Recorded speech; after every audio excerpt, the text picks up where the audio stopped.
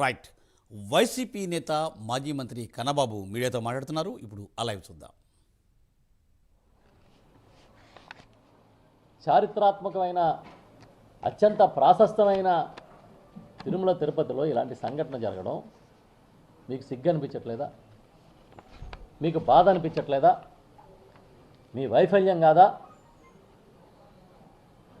దాన్ని కప్పిపుచ్చుకోవడానికి ఏదో బాధితులకు ఎవరో డబ్బులు ఇచ్చి మాట్లాడిచ్చారని మళ్ళీ సాక్షాత్తు దేవాదాయ శాఖ మంత్రి గారు మాట్లాడతారు.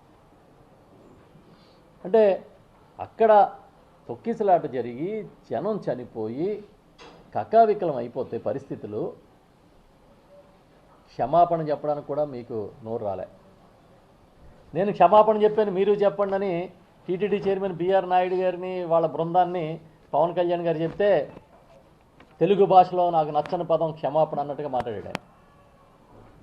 మళ్ళీ తర్వాత ఏమైందో ఏదో సర్దుకున్నాడు. మేము అడుగుతున్నాం, ఈ సంఘటనకి క్షమాపణ ఎవరు చెప్పాలి? తిరుమల తిరుపతి దేవస్థానంలో జరిగిన ఈ తొక్కిసలాట మరణాలకి క్షమాపణ చెప్పాల్సింది ప్రభుత్వాధినేతగా చంద్రబాబు నాయుడు గారు. ఏదో టీటీడీ మీద తోసేసి వాళ్ళ వైఫల్యంగా చిత్రీకరించొద్దు. అక్కడ వేసిన అధికారుల్ని, అక్కడ నియమించిన నామినేటెడ్ పాలక వర్గాన్ని చంద్రబాబు నాయుడు గారి సర్కారే నియమించింది. ఆ విషయం మర్చిపోవద్దు. వాళ్ళకి సమన్వయ లోపంతో పిలిచి చంద్రబాబు నాయుడు గారు మాట్లాడినా వాళ్ళకి భయం లేదు అని అంటే ఎక్కడుంది లోపం?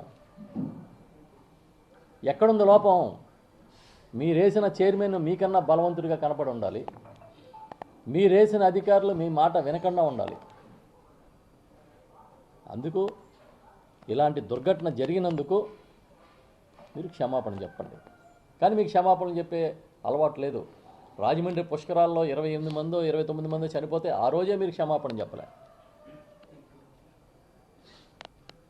క్షమాపణలు చెప్పడం, ప్రాయశ్చిత్త దీక్షలు చేయడం, వీటితో కొత్త రాజ్యాంగాన్ని సృష్టించొద్దు. బాధ్యుల మీద చర్యలు తీసుకోండి.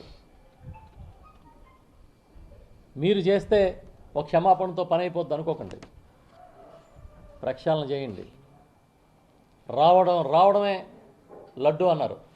తిరుమల పవిత్రతను దెబ్బతీసే విధంగా ఏదో జంతు కొవ్వులు కలుస్తున్నాయని, కల్తీ అని చెప్పి ఒక ప్రచారాన్ని మొదలుపెట్టారు.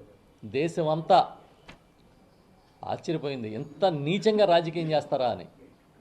జగన్మోహన్ రెడ్డి గారిని ఇరికిద్దాం, దుమ్మెత్తిపోద్దామని సాక్షాత్తు ఈ ప్రభుత్వం నడిపే పెద్దలందరూ ఇరుక్కున్నారు దాంట్లో.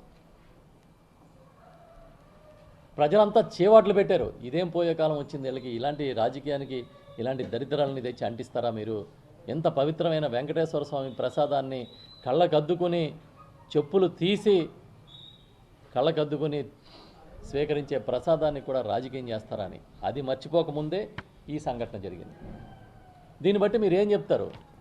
తిరుపతిని, వెంకటేశ్వర స్వామిని కూడా మీరు రాజకీయాల్లోకి లాగితే ఇలాంటివే ఫలితాలు వస్తాయి. ఎప్పటికైనా కళ్ళు తెరవండి. చాలా చిత్రం, ఇవాళ ఎక్కడో ఒక వార్త చదివా. దేవుడి గుళ్ళకి దర్శనాలకు వెళ్తే పెద్ద పెద్ద గుళ్ళకి ఫోన్ నెంబర్లు తీసుకుంటున్నారంట, వాళ్ళ పేర్లు, ఫోన్ నెంబర్లు. మీకేం పని అయ్యా? లక్షలాది ఫోన్ నెంబర్లు సేకరిస్తున్నారని రాశారు. మీకేం పని? ఈ ప్రభుత్వానికి, ఆలయ నిర్వాహకులకి ఏం పని? ఏంటంటే ఆర్టీజీఎస్ పంపుతారంట ఈ నెంబర్లు. ఆల్రెడీ మీరు ఒకసారి ఇంటింటికి ఏదో సర్వే చేస్తున్నారు. ఇంట్లో ఎవరున్నారు, ఎవరు లేరు, వాళ్ళ ఫోన్లు ఏంటి, వాళ్ళ కథ ఏంటి, వాళ్ళ ప్రొఫెషన్ ఏంటి తీస్తున్నారు కదా. మళ్ళీ ఈ ఫోన్ నెంబర్లు ఏంటి? దీని వెనకాలన్న మతలబ్ ఏంటి? ఇవాళ చాలా చిత్రంగా నేను ఒక వార్త చదివి పేపర్లలో ఆశ్చర్యపోయాను. టీటీడీ సమీక్షా సమావేశాల్లో ప్రైవేటు వ్యక్తులు కూర్చుని ఉన్నారు. ఏంటంటే ఆర్టిఫిషియల్ ఇంటెలిజెన్సీని టీటీడీలో ప్రవేశపెడతారంట. మీకు ఇంటెలిజెన్స్ ఎలాగా లేదు, మళ్ళీ ఆర్టిఫిషియల్ ఇంటెలిజెన్స్ ఒకటి. ఓకే, ప్రవేశపెడతారు.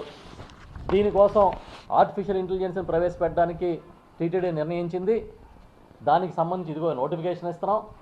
ఎవరెవరైతే నిష్ణాతులో ఈ దేశంలోని, ఈ ప్రపంచంలో ఉన్న నిష్ణాతుల కంపెనీస్ అన్నిటినీ కూడా మేము ఆహ్వానిస్తున్నాం. పెద్ద పెద్ద కంపెనీస్ అన్నీ రండి, టెక్నాలజీని అనుసంధానం చేయండి అని మీరు పిలిపించారా?